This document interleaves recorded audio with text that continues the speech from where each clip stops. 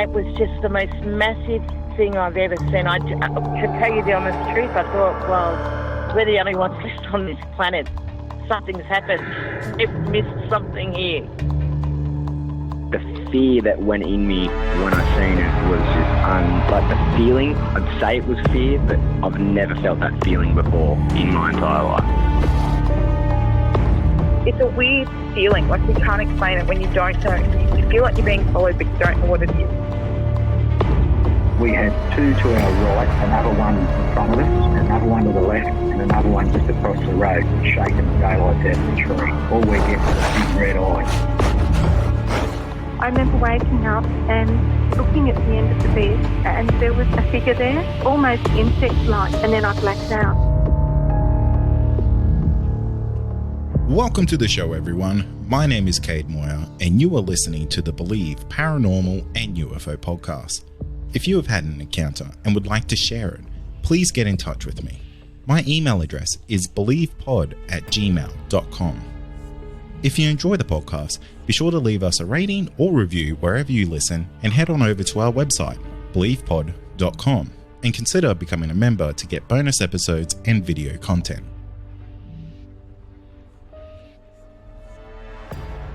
So Hannah, can you tell me a little bit about yourself, like where you grew up and things like that?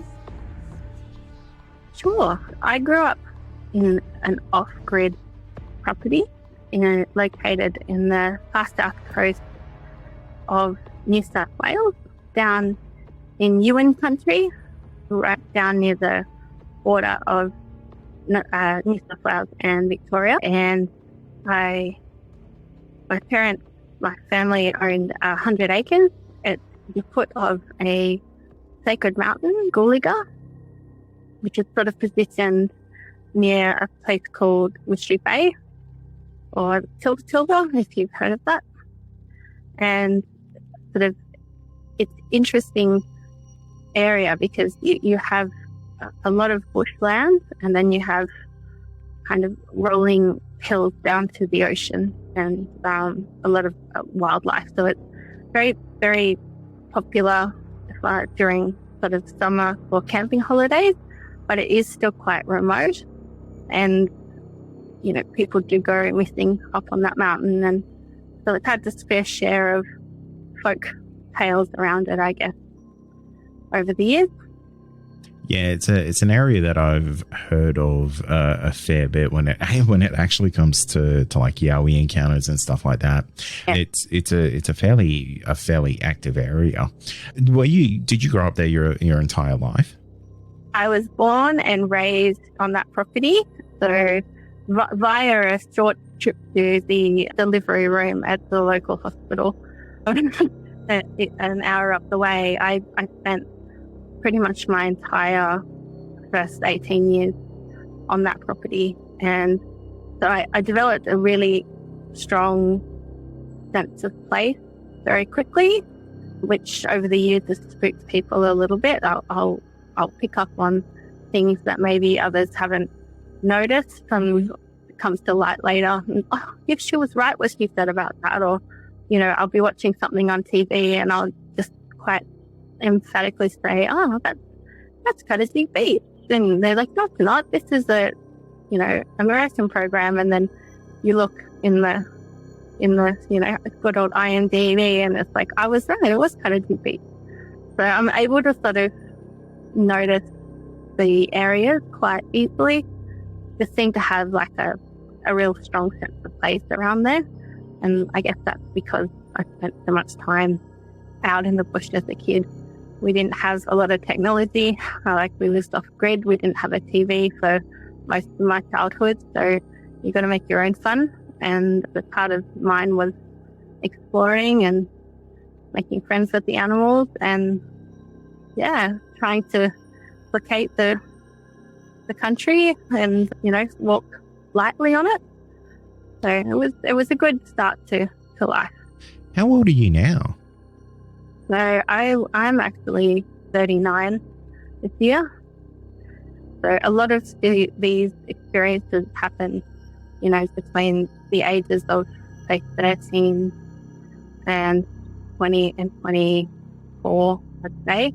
And then my things that continue to happen to me now, they're like a little bit more sporadic, a little bit more unexpected. The majority of the experiences were all centered around my time living on that property in those circumstances. And what was your family life like? Because being off-grid is a rather unique experience. What was it? Yeah. What was the dynamic like at home? It was tough. It was very, I mean, I don't know if you know much about sort of off-grid farmsteading and things like that. It's hard work. Kids are a part of the family. You chip in and you do the work as the adults do. So if there are trenches to dig, you dig the trenches. You know, if you want to add to the orchard that week, you're digging holes and planting trees. If we decide we need a carport erected or something, that was the sort of thing you would do yourself. So you kind of got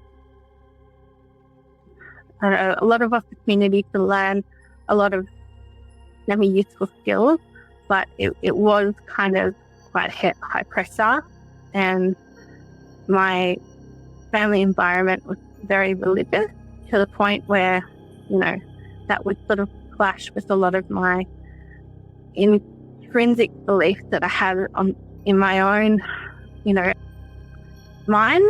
I would see kind of religion and dogma as like man-made concepts, whereas I could kind of connect and see the sense in the more spiritual concepts like the dreaming, you know, stories and the connection to place and everything having a purpose and a spirit. I could definitely, for my personal kind of journey around that bushland, I would see an affirmation of that more so than maybe going into a church, smelling incense and hearing hymns. You know, I think for me, there was a bit of a struggle there of what's real and what's not. So I would just go with my gut on that. And I still do. So like, I sort of always feel like, well, how is this making me feel, or what does my gut instinct say about this? And so that sort of colored those experiences over the years, I would say. But it certainly meant that as I was experiencing the, you know, at the height of the experience, and it was very lonely because I didn't have anyone to share what was happening. And I, you know, even to this day, I don't talk to people about it because it's not something, even now, that's very kindly looked upon. People start thinking you're crazy, and all of a sudden you're no longer asked to babysit their children, you know, that sort of thing. So I've sort of kept it under wraps for, you know, a number of years, but I do think that it's important to document these experiences because for me, they were real, and I feel like there is more to our everyday understanding of our universe, and a lot of what we possibly experience is just new data that we haven't been able to quantify yet. It sounds like you definitely take more of a real life and almost an analytical view at the experiences that you had rather than the traditional religious point of view, because I guess when it comes to religion, everything that isn't normal or anything that doesn't kind of fit in the box of what your religion is telling you can potentially be portrayed as, you know, the devil or trying to trick you or something demonic. Evil, demonic, yeah. So that was the answer to anything, was along the lines of, if you see anything, no, you didn't see it. If you hear anything, no, you didn't hear it. And that's just Satan trying to lead you astray, you know, so ignore it and it will go away. So where did Where did all the encounters start to happen for you? So, well, the very first encounter that is linked to me actually happened to my mum, and that was the week that she brought me home from the hospital. So I was born in a country hospital, and they were all amazed because I had this semi-unique birth where I was born entirely in the cow sack, like they call it the cow or the birth sack. And so normally, you know, as the baby forms, they're in a sack and that has the amniotic fluid in it. And then when the baby's ready to get born, they break the sack and then the waters break and then you start having your baby. Whereas in my case, my waters never broke. So I was born in a little bubble. And so the first thing my mum saw that she was giving birth was this something out of Alien, you know, and all these people running in going, oh my God, this is amazing. This is so rare. Come in here. And so they had to actually cut me out of the sack to check that I was okay. And, you know, they all said this was really significant. This doesn't happen very often. It's quite rare. And it, you know, it's meant to mean something. Apparently they said to my mum, and mum's like, yeah, right, whatever. I'd like some drugs now for the pain. But when we looked into what they were talking about, apparently it is quite rare, and apparently it's something that would have in the past signaled that certain people would have sensitivities or maybe developed other senses. Someone would become kind of sages in the villages, or, you know, the medicine women. I think a few of them got chased off as vampires, suspected in the Middle Ages. But it's one of those things that would mark you out. And so, like, Mum didn't know much about that, but she took me home, and she was in bed, and my little bassinet was at the foot of her bed. And she said she woke up in the middle of the night and she could see across to where my bassinet was or where she was lying, and that there were 3 translucent figures standing tall over my cot that they had at the foot of the bed, and that one was bending down to touch me. And she shrieked and jumped out of bed, and the moment she shrieked, they all disappeared in one go. And so she sort of woken me up standing next to the crib going, what just happened? And really freaked out, you know, and then started wondering, oh, did I just dream it? But, you know, she was pretty certain even to this day that she saw something. And she definitely saw them, and they disappeared when she moved. And that was the only time that your mum saw something like that with you? With me, yeah. That she's disclosed, yeah. So that happens there. Do you have any other type of encounters later in life, or do you find that you are sensitive after the events that happened to you? And now, a quick word from our sponsor. Also, are you wanting more content? Why not become a Believe Plus member? You'll get access to exclusive podcasts and episodes that aren't available to the public. Not only that, you'll also get our regular feed without any ads. Head to believepod.com/plus to sign up today for just $5 a month. By the time I was, you know, coming into puberty, so around, and I was living a very kind of cloistered life at that point on the property. I didn't go out very much. I wasn't interacting very much. So I kind of was more introverted than normal. And so I think for whatever reason, I started having more experiences that I couldn't really write off as coincidence. So some things would happen and I think that's just a coincidence.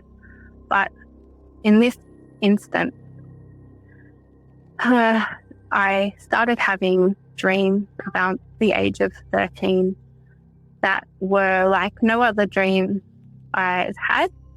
And I've had quite a few different sort of dreaming experiences. I've had what would you call lucid dreaming. I've done sort of lucid meditation, those sort of things. Now, later in life, I've done dreams where I realize halfway through the dreams that they are a dream, and I can change like the course of the dream event. These all sort of fall under lucid dreams mostly.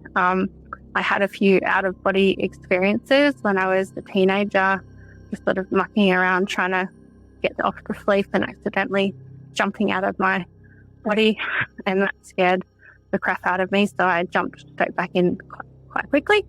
But there were a number of things that started happening around that time when I wasn't really studying how to do any of this stuff. It was just sort of happening to me. So it's like, I don't know if there was some latent kind of,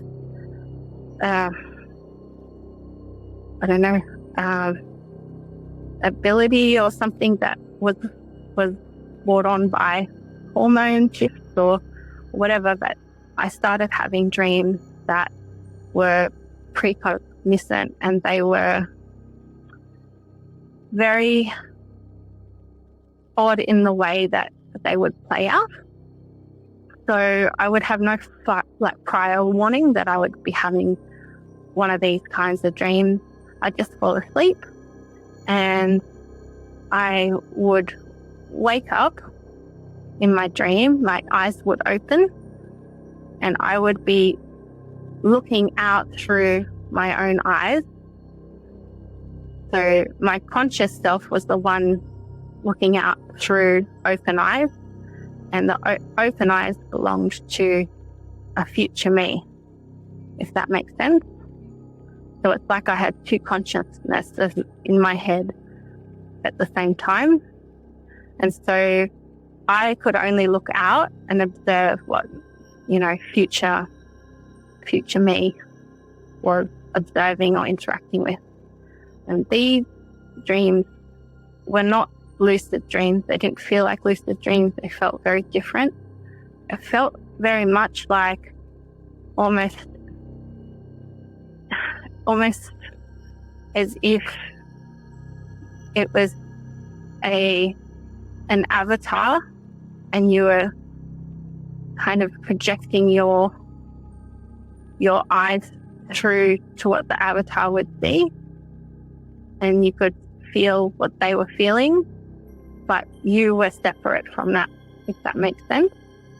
So I had this experience kind of shift where the eyes would be open, I would be observing, and I'd be interacting, but it wasn't truly me. There were two me's actually involved with whatever it was. And these were all set in the future, and I didn't know exactly when in the future, or even sometimes where in the future. And some of them were incredibly mundane, and others were, really unexpected, like overseas travel, which we could never afford, or meeting people I'd never met.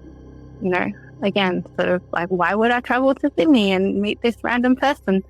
That can't be possible, And so these dreams there was no like rhyme or reason to them. It would just be, I'd fall asleep and I would wake up, open my eyes and then open my eyes again, and be peering out through my eyes, future me eyes, and have this almost like movie reel to watch about what was going on. And so I was starting to gain insights into things that would be happening because I'd already seen them, but that was in a dream. And it wasn't like one of those dreams where everything's a bit wishy-washy. It was like, these are absolute facts. And as soon as I woke up, I would write them down. And because I was trying to work out what was going on, and I thought having something written down with the date might help me try to figure it out. Like, I believe in data, and I believe in gathering evidence and all that sort of thing. And so that was helping me feel a bit less crazy. But some of them backfired a few times. So there was one case where I dreamt I was in England, and I was a year older than I was, and the seasons were completely different, right? And there was no reason at all for me to go to England. I was still only 16. I didn't even have a passport. So it was like, it made no sense for me to have had this kind of insight. And yet my sister was living in England, and she secretly got engaged. And then they decided they were going to get married. And so within 6 months, guess what? We were in England for her wedding. And it was, just shy of my 16th birthday. And so the thing that I'd said would happen did end up happening exactly how I'd pictured it, to the point where I kind of knew what people were going to be talking about before they started talking, because I'd heard that script already when I was dreaming. There was another time this happened in Sydney where for about a month I had a dream about this person I'd never met, and a month later I was at the party that I recognized. Suddenly I was like, oh, this is the party that the dream happened in.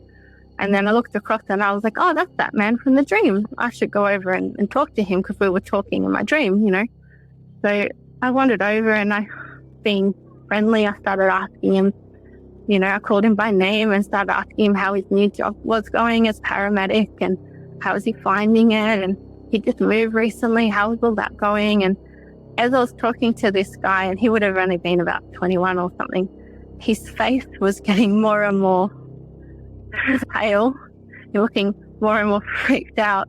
And he's like, who are you? And how do you know my name? And how did you know I just got a new job? I have not told anyone here that I just got a new job. And it was the job that I'd said, and then I realized I'd probably done a bit of a faux pas there of trusting my information over what was actually in the room. So that, I'm great at parties, can't you tell? That freaked him out. And I resolved not to be quiet, but as much of a chatty Cathy as I could help it in those sort of situations. Do you still have... Oh, sorry, I'll let you keep going. Sorry, I was just going to say that at one point I predicted the death of a family pet who was very, very loved. I mean, all of my pets are very loved, but we had a special bond, and it was brutal because I dreamed of his death, and it was the first frost, which sounds so dramatic, doesn't it? But it was like, literally, I woke up and saw the first hard frost on the ground, which indicates, you're right in the depths of autumn then. So it's like autumn's leaving, winter's coming. And I knew that he would die the day of the first frost. And I was upset enough about it that I told my parents. So I predicted that this would happen to my parents, and I predicted how it would happen and pretty much when. I had the frost as my guide to that. And they both kind of just said it was a bad dream. Don't think that will get you out of doing your yard work. Go off and do it, and stop being stupid. And then, a couple of months later, I woke up and it was the first frost was outside, and my heart just broke because I knew exactly what I was going to find that day.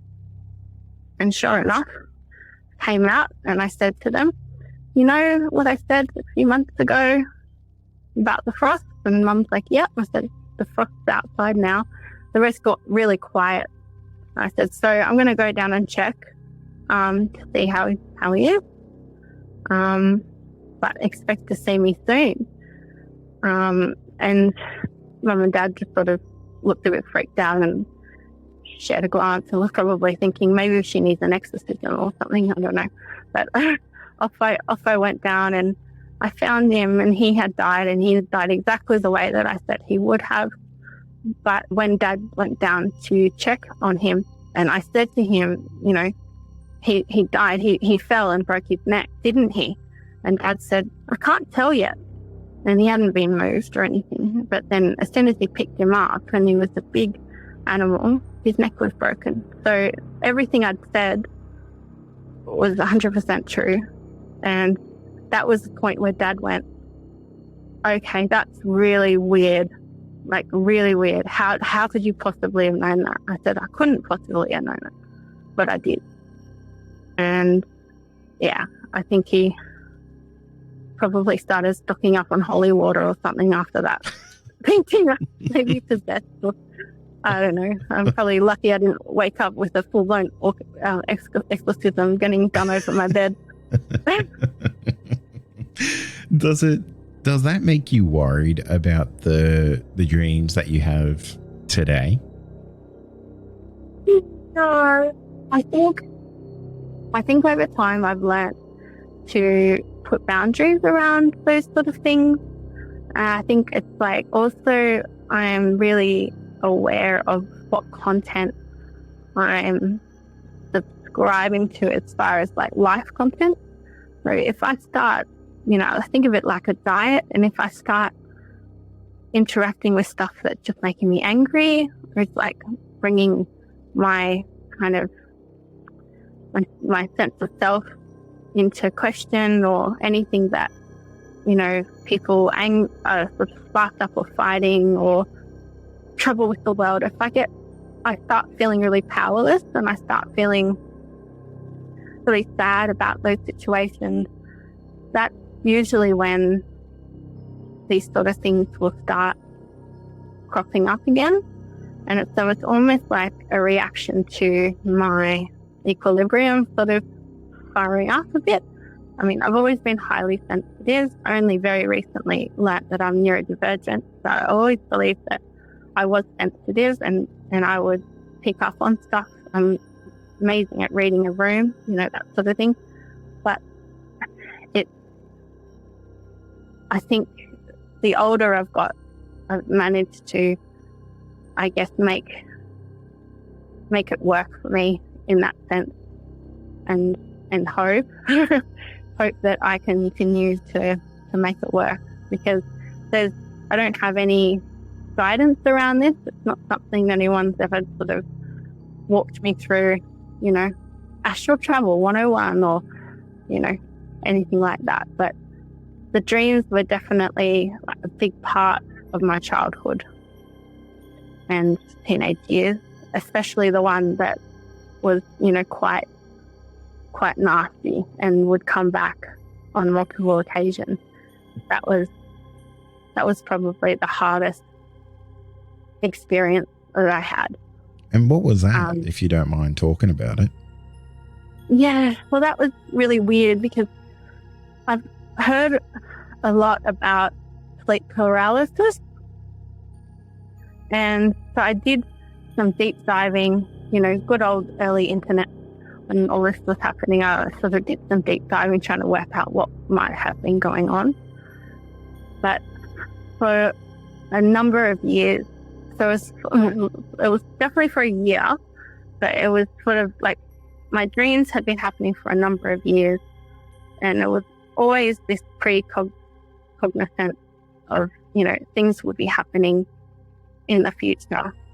And then one day I woke up and I'd had sleep paralysis in the past, which from, I'm quite analytical, and I'm quite, I'm open to suggestions and things. So looking at the data, I open my eyes, I'm having sleep paralysis. I tell myself, you're having sleep paralysis. It'll go away in a minute. Just see if you can sit up, see what you can do. This isn't real, I put myself through it.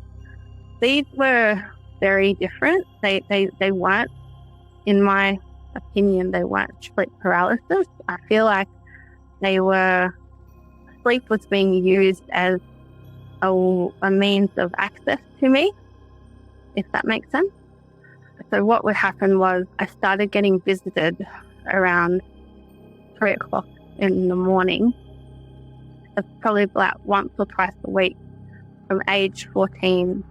And there would be a man in my room, and he would be very angry and he had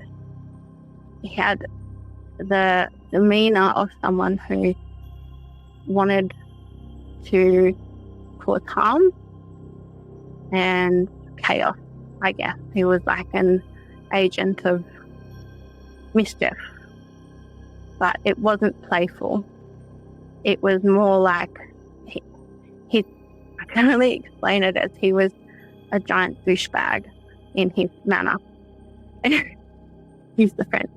And so this person, or whoever it was, when the attack would happen, I would be asleep and my eyes would open and I would be unable to move, except for I had minor movement in like my feet and my hands and my mouth, and and I could move my eyes to track him because he would move around the room, and I would spend he would be communicating with me sort of not verbally, so it was more kind of on an energetic level, if that makes sense, or like telepathy or something like that. It was not a spoken. He was communicating through speech, but it wasn't through his mouth as such. And the thing that struck me about it was that he had this real arrogant demeanor, and like he wanted a reaction. He wanted to make me scared. He wanted to make me upset. He wanted to exert authority over me. And he really hated my family. And this guy, or whoever it was, like, he didn't look like your everyday Joe Blow. He was quite young. He would have been probably early 20s in the first encounter. And he was always wearing black, but he looked hyper real in a way. So even if the lights were off, when I was interacting with him, it's like he had this glow around him, like a dirty green kind of glow. And that would go when he left. It was sort of like the lights would be off, but it was, I guess, for my benefit to be able to see him, and I could talk back to him. So that was another thing which I don't think often happens in sleep paralysis. Was I was conscious the whole time, and we would be having these massive arguments about, why he was there and why was he singling me out? Why was he threatening my family? What did he want? And like none of those things ever really resolved, but he would just keep coming back. So because these things kept occurring, it became clearer to me that I think what he wanted out of me was a reaction. I feel like he wanted me to feel weak and inconsequential and sort of powerless to stop it. And I feel like he got something energetically from putting me in that position. That's just the sense I got. Because the only way I could break the experience that night was to scream. So he would like taunt me and be like, go on, scream, wake everyone up. And then, you're a crazy girl again, sort of thing. So, but that was my only way of like getting rid of him, is if I screamed, I would wake up, everyone else would wake up. Oh, she's had another bad dream. But he would be gone. But he was coming back on a very regular basis over, the course of at least a year. He followed me to other places, so it wasn't just confined to one house, So I was visiting family down on the South Coast in Victoria. You know, that was a flight, and he was there my first night that I slept there. He followed me to Stanmore in Sydney. I was living there for 6 months. He would turn up every 2 days or so. He followed me to, you know, my family property out near Gooliga. So he was persistent, what we say, but he never kind of communicated or got through what exactly he wanted. But it mostly seemed that he just wanted to upset me and bully me. And over the years, you know, I have been somewhat of a bully magnet as a kid, being neurodivergent in a primary school, never really great time. And so I think I kind of had to learn how to deal with bullies through trial and error, mostly error. And one day, it was getting just towards my exam period at high school. And one day I just remember I didn't react when he arrived. And I simply said to him, you know, it's over. You have no power over me. Because I'd realized that the more upset I got, the more he seemed to be rewarded. And the less upset I got, the more angry he got. So I sort of figured it out that he was after my reaction. And it was like he was getting something or feeding off my fear or my frustration or whatever I was feeling. So by me saying to him, you're nothing and you can't hurt me, you can't hurt my family, and I'm stronger than you are and you know it, time for you to go. And he took a step back and he looked like the youngest he'd looked. He looked like really almost vulnerable and then furious. And then I realized he just looked like a spoiled little brat, you know, who was on a power trip or something. But that was the last time I have had to deal with that fish canoe, as I like to call him. But touch wood, because, let's hope he doesn't come back. But I have no idea why I was targeted out like that. Some people would say maybe it was my subconscious, but the realness of it was like hyper real. I could see, the stitches in his clothing. I could see the color of his eyes. I could see. I noticed when he had a haircut, Wow. Things like that. It was just like, it wasn't just this faceless blob at the end of the day. It was like someone with a vendetta or something against me. And I remember thinking to myself, I hardly leave the property. How can this be possible? Thank you for listening to this episode of the Believe Paranormal and UFO podcast. If you have had an encounter and you would like to share it, please get in touch with me. My email address is believepod@gmail.com. Finally, don't forget to follow us on all our social media outlets and be sure to join our Discord server to talk to other listeners of the show. You'll find all these links in our show notes. Thank you.